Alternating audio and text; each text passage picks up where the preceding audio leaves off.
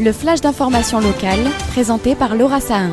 Bonjour à tous et bienvenue dans votre flash d'information sur Radio JM. Nous sommes le mercredi 21 février et voici les titres de cette édition. Cela fait 80 ans jour pour jour que Missak Manouchian a été exécuté au fort du Mont-Valérien et c'est précisément aujourd'hui que le président de la République Emmanuel Macron a choisi de faire entrer au Panthéon le résistant communiste et sa femme. Benoît Payan, le maire de la ville, a fait savoir qu'il serait présent en personne à Paris. Un hommage à tous les résistants étrangers, comme nous l'explique le président du Conseil de coordination des organisations arméniennes du Sud, Julien Arounian, au micro de Magali Barthès. Notre sentiment à la panthéonisation de Manouchian, c'est bien entendu une grande nouvelle que nous accueillons avec une joie, puisque c'est l'aboutissement déjà de 10 ans de combat pour faire panthéoniser Missak Manouchian et Méliné, et c'est surtout la reconnaissance de la France à ce résistant arménien,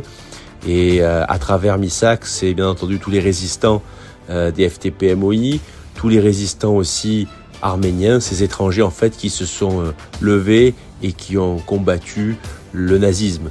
Donc pour nous, c'est aussi de pouvoir transmettre cette histoire-là aux plus jeunes générations et pour dire qu'on n'oublie pas ces héros-là aujourd'hui auxquels on peut s'identifier pour continuer à faire progresser nos sociétés. Une visite médicale obligatoire tous les 15 ans afin de conserver son permis de conduire. L'idée sera débattue au Parlement européen mardi prochain. L'objectif est de diviser par 2 le nombre de morts en Europe d'ici 2030 et atteindre la mortalité zéro sur les routes d'ici 2050. Quentin Lecointre, moniteur à l'école de conduite française, s'annonce favorable à ces visites. Il s'explique au micro de Nathan Sperling. Je trouve que ça peut être une bonne chose pour tout le monde sur la route, justement, de vérifier l'état de santé des gens qui conduisent quand on sait qu'il y a certaines maladies qui sont contradictoires justement avec la conduite. C'est peut-être une bonne chose de contrôler tout ça et justement de faire une visite médicale pour savoir si on est apte ou pas à conduire suivant les pathologies qu'on a pour sécuriser nos routes.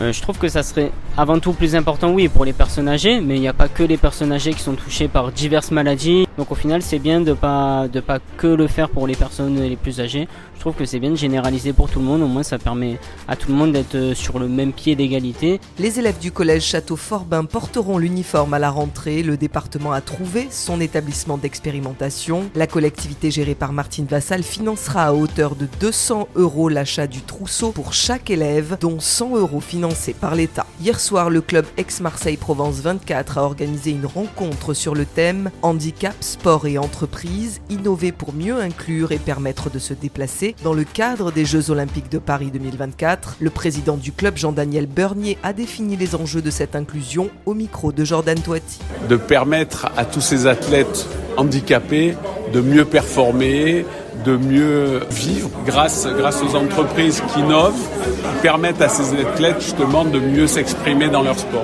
Pendant trop d'années, ils ont été entre guillemets isolés et donc rien n'était fait pour eux, pour leur faciliter la vie au commun.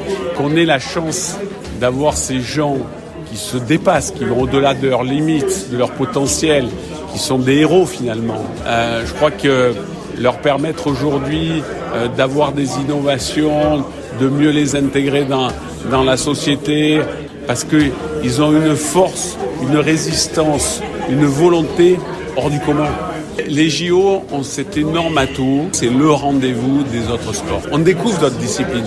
Et je suis certain même que ces Jeux paralympiques 2024 seront aussi un grand rendez-vous pour le sport, pour la nation, pour l'inclusion, et que tout ça va contribuer à accélérer la vision qu'on peut avoir aujourd'hui du monde paralympique.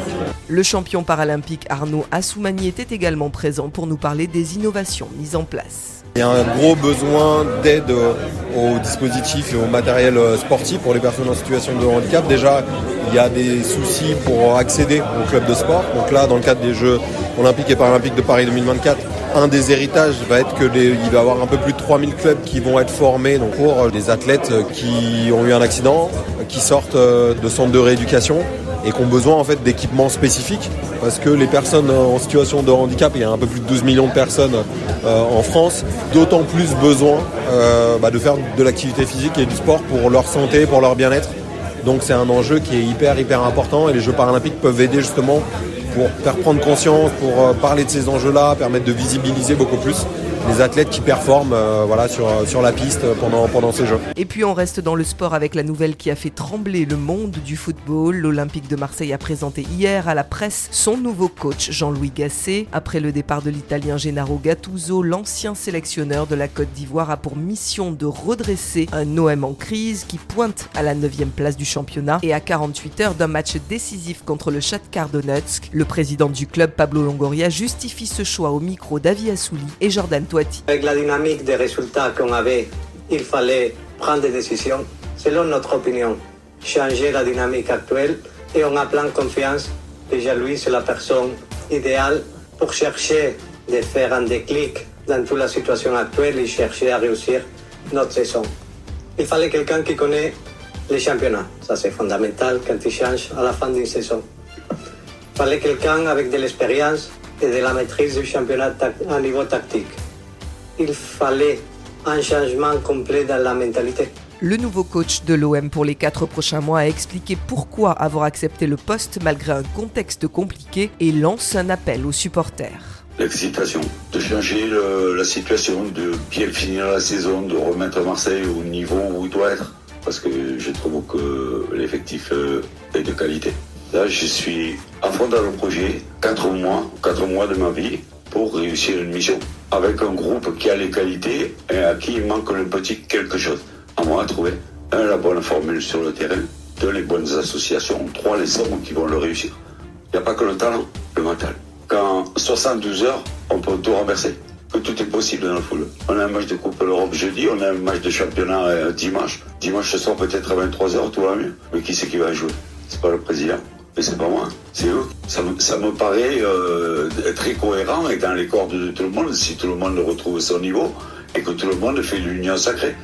On va essayer de faire la meilleure de ces fins de saison possible. Comme chaque mercredi, c'est votre chronique cinéma. Cette semaine, elle vous est présentée par Jordan Toiti. Il s'est intéressé au film intitulé Une vie, un biopic dramatique particulièrement touchant.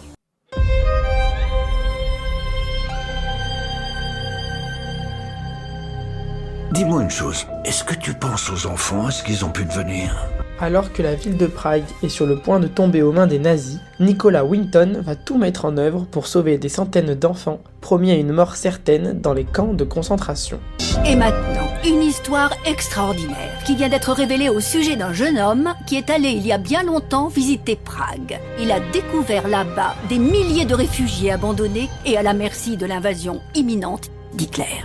Ce doit être très difficile pour vous, sachant ce qui est arrivé à tous ces enfants. Cette histoire vraie est dévoilée au monde entier lorsqu'en 1988, une émission britannique invite Nicolas à témoigner, où se trouvent dans le public des enfants qui ont survécu grâce à lui. Un personnage interprété par Anthony Hopkins.